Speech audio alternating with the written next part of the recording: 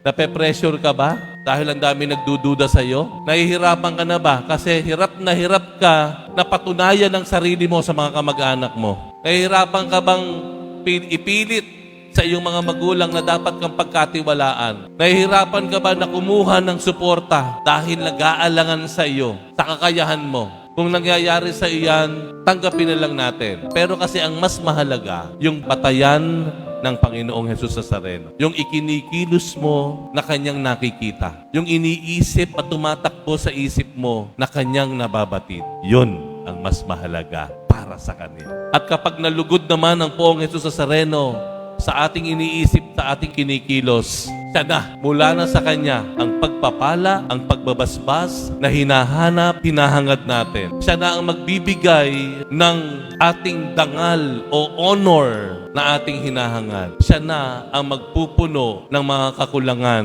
na nararamdaman natin. Amen.